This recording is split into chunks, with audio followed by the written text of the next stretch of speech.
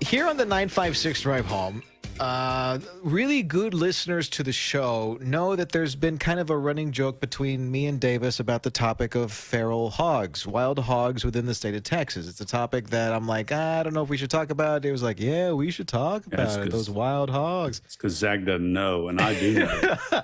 Well, here in the Valley, Davey, how big of a deal is it? It's a big deal. If they're on your land, it's a big deal.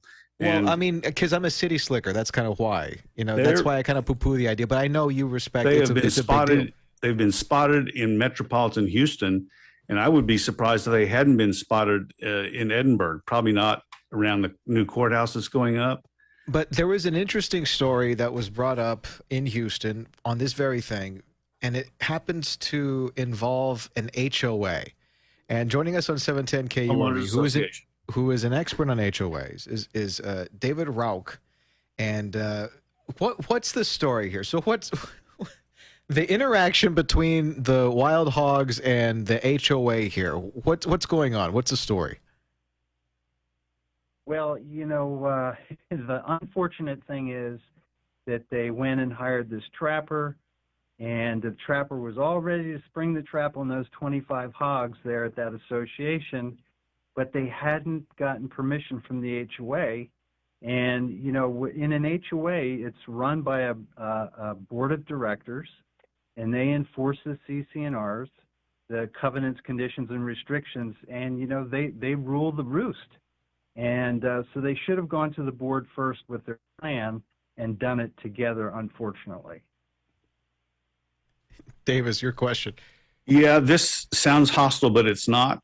What's your issue with homeowner associations and the fact that however many people belong, there's only a few people are elected to run it? Yeah, no, it's a mini government, and that's what a lot of people don't understand. And you know, I have problems with deer where I live. I just spent last weekend putting up fences around the fruit trees. The damn deer were eating all the leaves. You need to know some rednecks with rifles. With the pig situation. And you know, the funny thing is there's a saying in the HOA industry that the typical problems with HOAs are pools, pets, and parking. So now you can add another P to that with pigs. So, you know, those are the problems. But you know, when you buy into a CC&R, you have to understand that you got to live under an additional level of governance. And so when you buy into an HOA or a common interest development, you got to look at the CC&Rs, you got to look at the reserve study, you got to look at the meeting minutes, because there could be some crazy people running that association that are on the board of directors. Now, you know, the truth is there's 355,000 HOAs in the U.S. with 75 million people. But and the industry group, CAI, Community Associations Institute, does a study every year. 95% of those people that live in those associations are happy. But you always got some crazy ones, and you know, that's what you have to watch out for. Why is it that if I own a home, first off, I'm a renter, so I sympathize with the plight of the homeowner.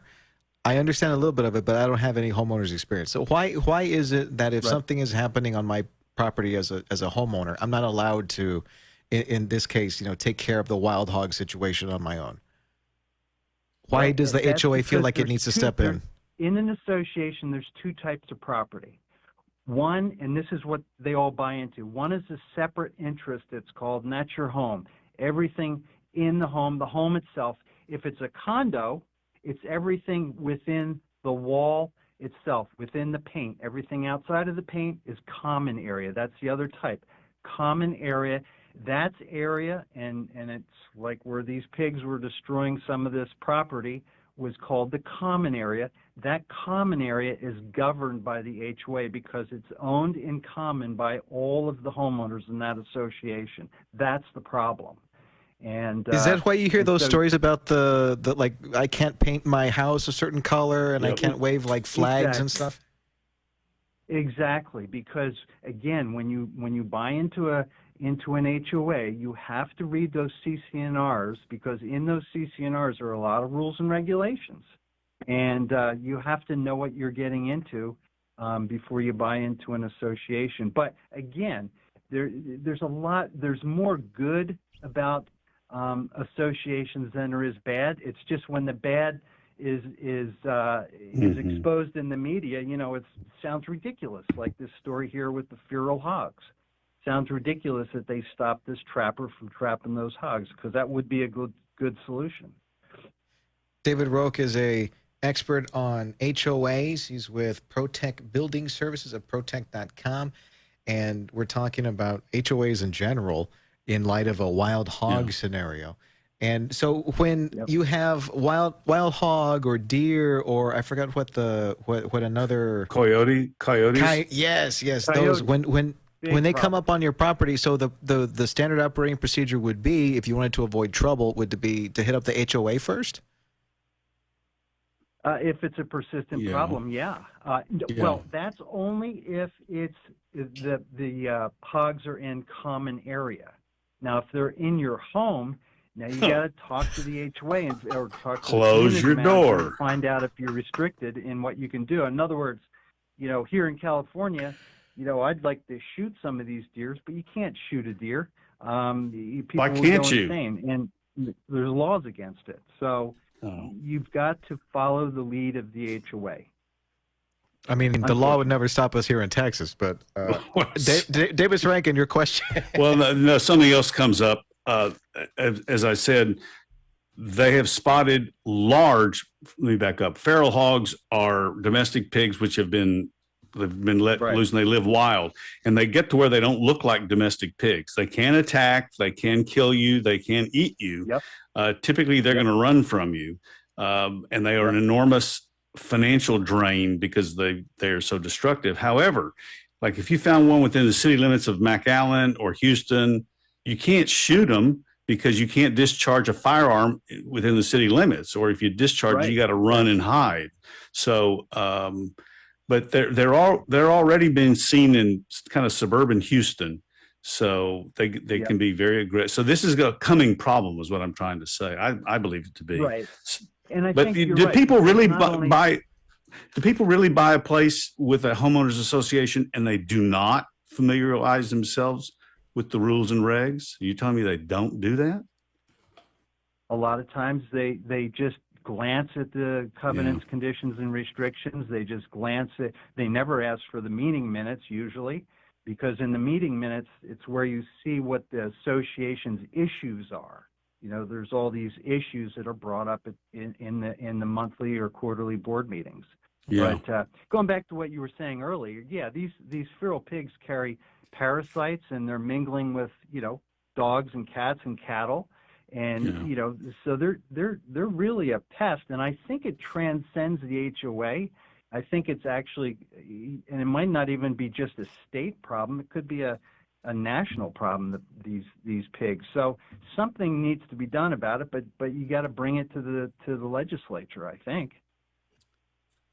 What if, and this is one of those illegal/immoral life pro tip things, and this is purely just listener, don't do what he says. Don't do it. Don't do it. What if somebody had made this the problem of the head of their local HOA, and found some way to, I don't know, lure all the pigs onto their property and make this their problem instead? Oh, so they can do whatever they. No, again, every HOA is different. Every board of directors is different. If you can go to your board of directors and convince them, hey, these feral hogs, they could be very tasty. Let's capture a few of them and have a luau.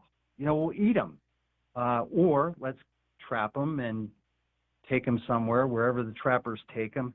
But that's the point, is you have to come up with a solution to this problem with the HOA board of directors, because they're in charge of the common area.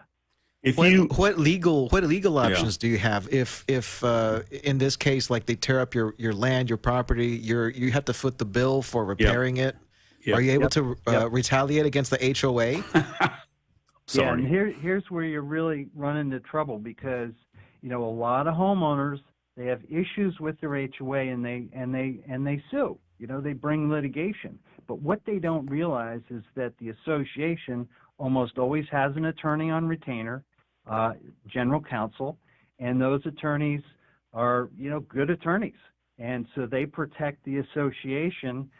They're there for the HOA. They're not actually there for the board of directors or any individual. They're the general counsel to the HOA itself. And you've got to remember that the HOA has no problems with funds. Every month they've got plenty of money in the monthly assessments to pay for litigation. So you've got to be careful litigating against an HOA because they have deep pockets. This brings up the question: if you do decide to go to court against the homeowner association, ignorance of what it says, or I assume also it's perhaps at some point ignorance of their long settled manner and method of operation. The fact you don't know about it's your problem. So I would think you wouldn't have a leg to stand on in court. Yeah, I mean, judges normally follow the law. They don't really care about people's personal problems or problems with pigs. They usually always follow the law. And the HOA attorneys, they're very they're organized. Yeah. Let's just say that. Yeah, you're at a They disadvantage. know their stuff. You don't want to go up against an HOA attorney, is what I'm saying. And we're short on time, but I just wanted to throw out another hypothetical. So if you were to lead the hogs inside of the house, you could do whatever you wanted with them, right? Golly, Zach. Probably They poop all over the inside of your house. What are you talking about? Probably. You said we probably could.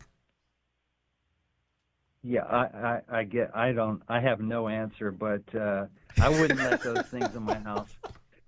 That's a polite way of saying he's never got that question before. Like if I built a shed, and if I use the shed as a makeshift trap, I mean I'm just throwing. Yeah. I honestly don't know. Like I'm half joking, half am serious about it. Yeah. Or you can do what I did as a kid, and you dig this big pit out, and you cover it with bushes, and you're waiting for some other kid to walk along and fall into it. Yeah, I think that wouldn't go over very well with the HOA. Well, thank you. That was very enlightening. We appreciate your time. Very David good. Rauch is an expert on HOAs. He's from protect.com.